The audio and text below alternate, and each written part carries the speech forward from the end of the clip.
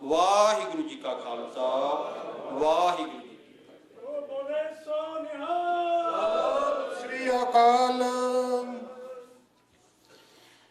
हाँ जी, ये सन सरदार इंद्र सिंह घग्गा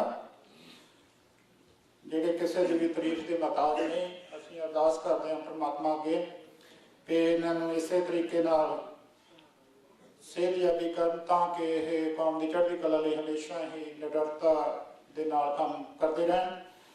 ਤੇ ਅਗਲੇ ਸਪੀਕਰ ਜਿਹੜੇ ਸਾਡੇ ਹਨ ਉਹ, ਕਿਉਂਕਿ ਸਿੰਘ ਸਭਾ ਬਣੀ ਨੂੰ ਕਾਫੀ ਸਾਲ ਹੋ ਗਏ, ਆਲਮੋਸਟ 9-10 ਸਾਲ ਹੀ ਹੋ ਚੱਲੇ ਨੇ, ਤੇ ਇਹਦੀ ਕੀ ਹਿਸਟਰੀ ਹੈ ਤੇ ਸਿੰਘ ਸਭਾ ਦੀ ਕਿਉਂ ਲੋੜ ਪਈ ਹੈ ਤੇ ਉਹਦੇ ਬਾਰੇ ਦੇ ਸੰਬੰਧ ਦੇ ਵਿੱਚ ਸਰਦਾਰ ਹਰਦੇਵ ਸਿੰਘ ਸ਼ੇਰਗਿੱਲ ਕੈਲੀਫੋਰਨੀਆ ਤੋਂ ਸਾਡੇ ਕੋਲ ਪਹੁੰਚੇ ਨੇ, ਜਿਨ੍ਹਾਂ ਨੇ ਕਿ ਪਹਿਲਾਂ ਸਿੰਘ ਸਭਾ ਨੂੰ ਬਣਾਉਣ ਦੇ ਵਿੱਚ ਫਾਊਂਡਰ ਨੇ ਉਹ।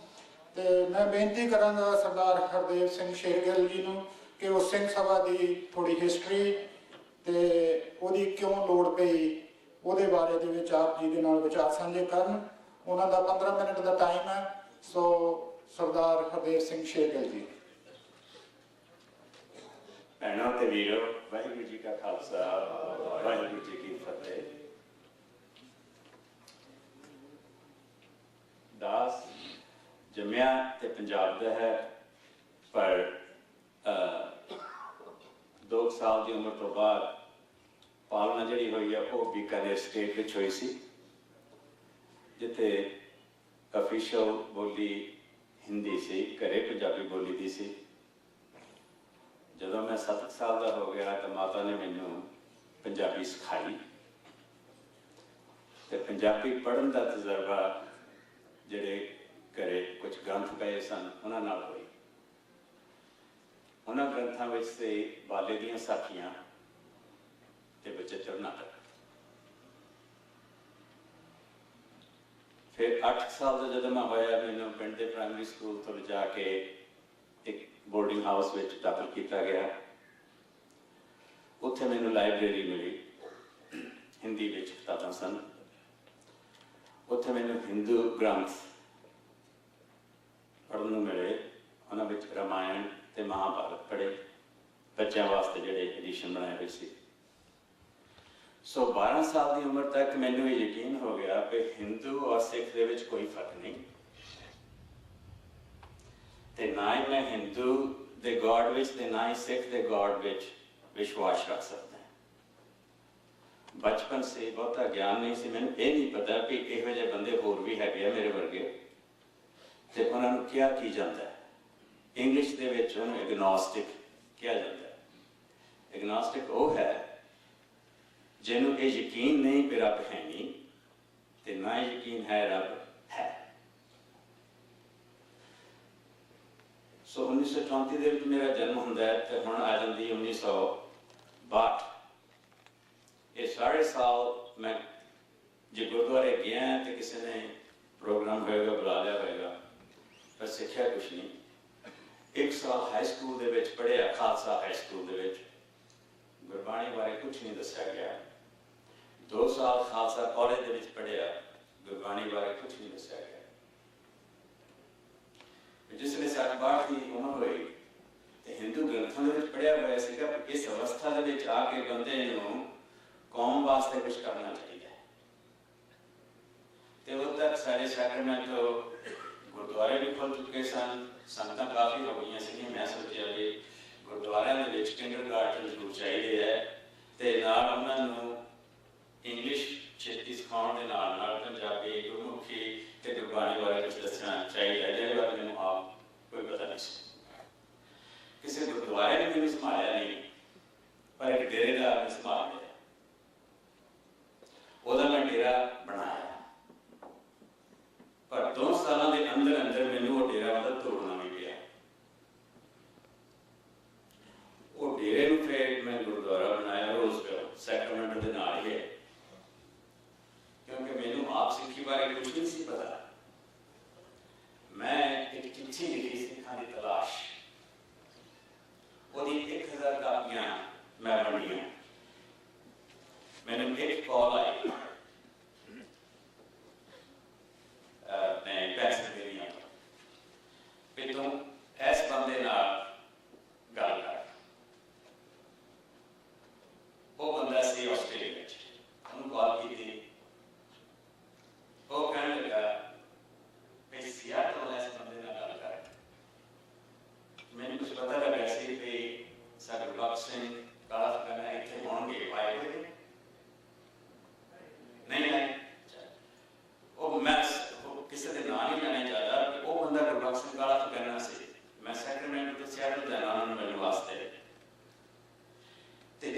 ने मैंने सिक्खी तो दूर किया सी उस चित्र नाटक जो मैं बचपन में पढ़िया सी जे पहला सवाल मैं उन्होंने चित्र नाटक वास्ते कर ਉਹਦਾ ਜਿਹੜਾ ਜਵਾਬ ਸੀ मैं ਉਹਦੇ ਨਾਲ ਸੈਟੀਸਫਾਈ हो गया। फिर मैं STPC बारे सुनिया है सी जो कि सिखां दी संस्था है सिक्खी का प्रचार करने वास्ते ਉਹਦੇ बारे पूछा तो ਉਹਦੇ जवाब ਦੇ ਵਿੱਚ मैं सैटिस्फाई हो गया। फिर मैं उन्होंने इनवाइट किया कि ਤੁਸੀਂ 2 हफ्ते वास्ते रोजबेल साडे गुरु घर ਵਿੱਚ आओ ਤੇ ਸਾਨੂੰ सिक्खी बारे दसो। वापस आके मैं सैक्रमेंटो के जो मेरे वापस सन उन्होंने कहा कि मैनू कुछ ऐसे बंदे लभ के दिओ जिन्होंने सिक्खी का कुछ ज्ञान हो। मैनू 2 बंदे ऐसे मिले जिन्होंने लुधियाना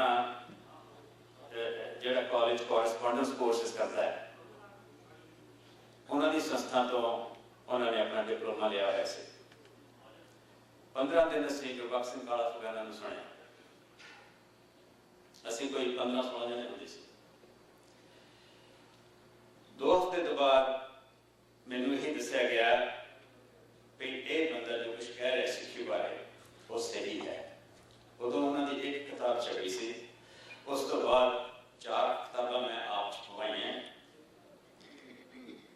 ते कुछ बाद होर भी किताबां लिखियां गई। उन्होंने प्रेरणा सी भाई सानू कुछ करना चाहिए ये बारे। सो दिसंबर 1999 एक हफ्ता असी 7-8 बंदियां ने जिन्हें ब्रेन ट्रस्ट कहते हैं वो किया। उस ब्रेन ट्रस्ट के विच इत्थे अपने हो के गए ने गुरदेव सिंह संघा वो भी आए थे। ते दिसंबर 99 के विच सानू एक विद्वान जो साढ़े विच सी गुरबख्श सिंह काला फगाना भी विच सी उस विद्वान का मैं नाम नहीं लेना क्योंकि मैं उहदे बारे कुछ अगे होर कहना है। उन्होंने सानू सिंह सभा बारे दसिया कि किवें महाराजा रणजीत सिंह दा राज 1849 दे विच खत्म होने तो बाद अंग्रेज आ गए ते उन्होंने नाल ही नाल आर्य समाज आ गए ते जिहड़े सिख विद्वान सन उन्होंने आर्य समाज को वेलकम भी किया क्योंकि आर्य समाज है तो हिंदू परिवार विचों ही पर वो मूर्ति प्रस्त नहीं आइडल वर्शिप वो नहीं करते वो साथ पै गई। उन्होंने सानू काफ़ी धोखा दिता बाद यानी दित सिंह ते अपने प्रोफेसर गुरमुख सिंह उन्होंने ये चीज़ संभाली। सो पहली सिंह सभा जिहड़ी है वो 1873 दे विच अमृतसर पैदा हुई। वो क्यों? अंग्रेज़ों ने जिसले पंजाब ते कब्जा किया है लुधियाने ऑलरेडी मिशनरी सोसाइटी बनी हुई सी। सो जिसले उन्होंने कब्जा होया 1849 दे विच 3 सालों के अंदर अंदर उन्होंने अमृतसर एक बड़ा मिशनरी सेंटर कायम कर लिया सी अपने स्कूल खोल रहे थे। सो 1873 दे विच उन्होंने ओपनली अनाउंस किया कि असीं 4 सिंघां दे बच्चों नूं क्रिश्चियन बनाना तो ऑलरेडी महाराजा कपूरथला ने उन्होंने इनवाइट करके क्रिश्चियन मिशनरी सेंटर कपूरथले बुलाया हुआ सीगा ते जिहड़े पहले क्रिश्चियन बने उन्होंने 14 अपना भतीजा भी सी। सो उस चीज का मुकाबला करने वास्ते सिंह सभा इंटरनेशनल गुरु सिंह सभा पर गलती यह हुई कि उहदे विच गुरुडम वाले बंदे भी आ गए। वो पहली सिंह सभा 2 सालों के विच खत्म हो गई और उहदे विचों 2 बंदे आए प्रोफेसर गुरमुख सिंह ते ज्ञानी दित सिंह नाल रल के लाहौर दे विच दूसरी सिंह सभा 1879 दे विच खोली। ਉਹਨੂੰ ਸਾਡੀ ऑफिशियल ਜਿਹੜੇ ਸੀਗੇ ਸਾਡੇ ਠੇਕੇਦਾਰ ਸਿੱਖੀ ਦੇ ਉਹਨਾਂ ਨੇ ਮਾਰਿਆ ਜਿਸਲੇ ਉਹਨਾਂ ਨੇ ਪ੍ਰੋਫੈਸਰ ਗੁਰਮੁਖ ਸਿੰਘ ਨੂੰ ਤਨਖਾਹੀਆ ਬਣਾ ਦਿੱਤਾ ਜਿਵੇਂ ਸਾਡੇ ਜਥੇਦਾਰ ਨੇ ਗੁਰਬਖਸ਼ ਸਿੰਘ ਕਾਲੇ ਫਗਾਨੇ ਨੂੰ ਤਨਖਾਹੀਆ ਬਣਾ ਦਿੱਤਾ। ਇਹ ਨਵੀਂ ਚੀਜ਼ ਨਹੀਂ ਹੈ, ਇਹ ਚੱਲਦੀ ਆ ਰਹੀ ਹੈ। ਸੋ ਉਹਨਾਂ ਨੇ ਜੋ ਕੁਛ ਵੀ ਕੀਤਾ ਉਹ ਤਕਰੀਬਨ ਖਤਮ ਹੀ ਹੋ ਗਿਆ। ਸੋ ਇਹ ਜਿਹੜੇ ਸੱਜਣ ਸਨ, ਪ੍ਰੋਫੈਸਰ ਸਨ, ਉਹ ਦਸੰਬਰ 99 ਵਿੱਚ ਉਹਨਾਂ ਨੇ ਸਾਨੂੰ ਸਾਰੀ ਇਹ ਕਹਾਣੀ ਸੁਣਾਈ। ਕਹਿੰਦੇ ਵੀ ਸਾਨੂੰ ਸਿੱਖਾਂ ਨੂੰ ਇਹ ਪਤਾ ਹੈ, ਉਹਨਾਂ ਨੇ ਸਿੰਘ ਸਭਾ ਦਾ ਨਾਂ ਸੁਣਿਆ ਹੋਇਆ ਹੈ, ਉਹਨਾਂ ਨੂੰ ਇਹ ਵੀ ਪਤਾ ਹੈ ਕਿ ਸਿੰਘ ਸਭਾ ਲਹਿਰ ਸਿੱਖੀ ਦੇ ਵਿੱਚ ਸੁਧਾਰ ਲਿਆਉਣ ਵਾਸਤੇ ਸ਼ੁਰੂ ਕੀਤੀ ਗਈ ਸੀਗੀ ਤੇ ਆਪਾਂ ਸੁਧਾਰ ਦੀ ਲੋੜ ਹੈ ਤੇ ਆਪਾਂ ਇਹਦਾ ਨਾਂ ਸਿੰਘ ਸਭਾ ਹੀ ਰੱਖੀਏ। ਪਰ ਕਿਉਂਕਿ ਹੁਣ ਸਿੱਖ ਸਾਰੀ ਦੁਨੀਆ 'ਚ ਫੈਲੇ ਹੋਏ ਨੇ, ਇਹਦੇ ਨਾਲ ਆਪਾਂ ਇੰਟਰਨੈਸ਼ਨਲ ਲਾ ਦਈਏ। ਸੋ ਸਿੰਘ ਸਭਾ ਇੰਟਰਨੈਸ਼ਨਲ ਦੈਨ 5 ਦਿਨ 6 ਦਿਨ ਅਸੀਂ 7-8 ਜਣਿਆਂ ਨੇ ਵਿਚਾਰ ਕੀਤਾ ਤੇ ਫਿਰ ਅਸੀਂ ਰੋਜ਼ਵੈਲ ਸਿੱਖ ਸੈਂਟਰ ਦੇ ਵਿੱਚ ਕਾਨਫਰੰਸ ਕੀਤੀ ਤੇ ਉੱਥੇ ਆਫੀਸ਼ੀਅਲੀ ਇਹਨੂੰ ਰੈਕਗਨਾਈਜ਼ ਕਰ ਲਿਆ। ਤੇ 2000 ਦੇ ਵਿੱਚ ਸਿੰਘ ਸਭਾ ਦੀ ਪਹਿਲੀ ਕਾਨਫਰੰਸ ਜਿਹੜੀ ਹੈ ਉਹ ਸ਼ਿਕਾਗੋ ਪੈਲੇਸਟਾਈਨ ਕੀ ਨਾਂ ਹੈ ਗੁਰਦੁਆਰੇ ਦਾ, ਸ਼ਿਕਾਗੋ ਪੈਲਾਟਾਈਨ ਗੁਰਦੁਆਰੇ ਦੇ ਵਿੱਚ ਹੋਈ। ਫਿਰ 2001 2002 2003 ਰੋਜ਼ਵੈਲ ਹੁੰਦੀ ਰਹੀ। 2001 ਤੋਂ ਲੈ ਕੇ 2003 ਤੱਕ 3 ਕਾਨਫਰੰਸ ਜਿਹੜੀਆਂ ਸਾਡੀਆਂ ਹੋਈਆਂ। ਜਿਹੜੀ ਸੰਸਥਾ ਨੇ ਇੰਦਰ ਸਿੰਘ ਘੱਗਾ ਨੂੰ ਇੱਥੇ ਬੋਲਣ ਨਹੀਂ ਦਿੱਤਾ, ਉਹਨਾਂ ਨੇ ਪੂਰੀ ਕੋਸ਼ਿਸ਼ ਕੀਤੀ ਵੀ ਅਸੀਂ ਵੀ ਕਾਨਫਰੰਸ ਨਾ ਕਰ ਸਕੀਏ। ਜਿਵੇਂ ਤੁਹਾਡੇ ਪੁਲਿਸ ਬਾਹਰ ਬੈਠੀ ਹੈ, ਸਾਡੇ ਉਹ ਤੋਂ ਵੀ ਜ਼ਿਆਦਾ ਪੁਲਿਸ ਬਾਹਰ ਬੈਠੀ ਰਹੀ। 5 ਮਿੰਟ ਆ ਗਏ ਹਾਂਜੀ। ਤੇ ਖੈਰ ਅਸੀਂ 2003 ਤੱਕ ਇੰਨੇ ਜਣੇ ਹੋ ਗਏ ਸੀਗੇ, ਇੰਡੀਆ 'ਚ ਵੀ ਸਾਡੇ ਨਾਲ ਬੰਦੇ ਰਲ ਗਏ। ਅਸੀਂ 2003 ਦੀ ਅਕਤੂਬਰ ਨੂੰ ਕਾਨਫਰੰਸ ਕੀਤੀ ਚੰਡੀਗੜ੍ਹ। 5000 ਬੰਦਾ ਇਕੱਠਾ ਹੋਇਆ।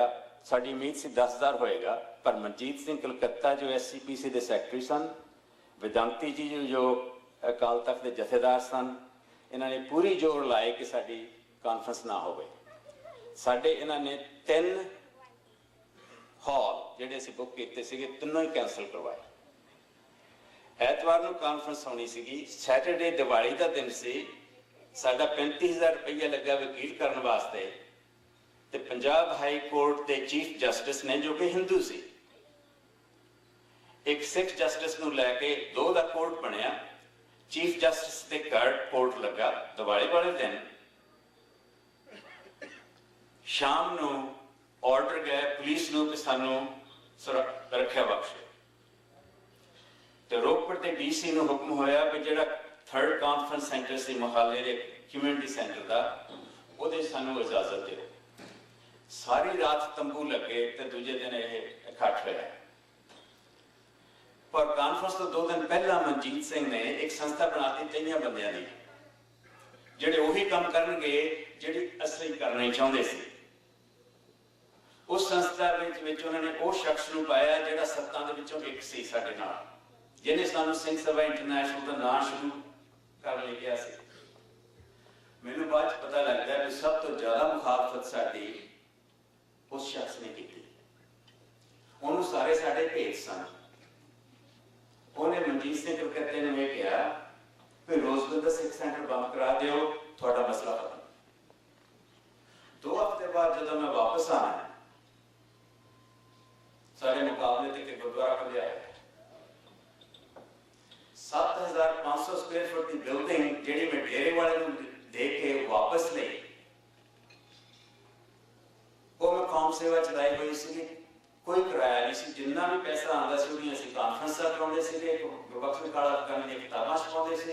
ਗੁਰਬਚਨ ਸਿੰਘ ਸਿੱਧੂ ਜਿਨ੍ਹਾਂ ਦੀ ਹੁਣੇ ਡੈਥ ਹੋਈ ਹੈ ਇੰਗਲੈਂਡ ਦੇ ਵਿੱਚ, ਉਹਨੇ ਦੀਆਂ ਕਿਤਾਬਾਂ ਇੰਗਲਿਸ਼ ਦੇ ਵਿੱਚ ਪਾਉਂਦੇ ਸੀਗੇ। ਕੁਛ ਤੁਹਾਨੂੰ ਮਿਲ ਜਾਣਗੀਆਂ, ਸਿੱਖੀ ਦਾ comparison with Islam, Christianity, introduction to Sikhism, Punjab ਤੇ ਪੰਜਾਬੀ।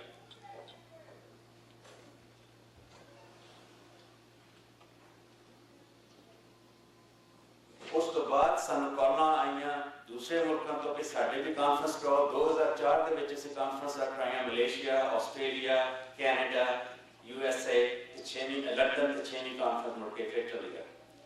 ਜਦੋਂ ਮੈਂ ਉੱਥੋਂ ਵਾਪਸ ਆਉਣਾ ਹੈ, ਅਸੀਂ ਸੁਧਾਰ ਆਲਰੇਡੀ ਇੰਟਰੋਡਿਊਸ ਕੀਤੇ ਹੋਏ ਸੀ, ਅਖੰਡ ਪਾਠ ਬੰਦ ਕੀਤੇ ਹੋਏ ਸੀ, ਅਰਦਾਸ ਅਸੀਂ ਬਦਲ ਦਿੱਤੀ ਸੀ। 3 ਬਾਣੀਆਂ 10 ਗ੍ਰੰਥ ਵਾਲੀਆਂ ਸਾਡੇ ਗੁਰੂ ਘਰ ਦੇ ਵਿੱਚ ਨਹੀਂ ਸੀ ਵਰਤੀਆਂ ਜਾਂਦੀਆਂ, ਪਰ ਵਿਸਾਖੀ 2005 ਨੂੰ ਸਾਨੂੰ ਉਹ ਬੰਦ ਕਰਨੀ ਪਈ। ਪਰ जने अपने मनजीत सिंह, इंद्र सिंह, परमिंदर सिंह परमार ते गुरचरण सिंह, ये साडे आ चुके सन। गुरचरण सिंह ने इन्हां सारे सिंघां नूं इकट्ठे करके तुहानूं पता 2004 या 2005 तो इन्हां ने वो जिहड़ा फ्लेम सी सिंह सभा दा वो जारी रखिया। हुण ये तुहाडे हत्थ विच है, तुसीं की कर सकदे हो। वाहिगुरू जी का खालसा, वाहिगुरू जी की फतेह।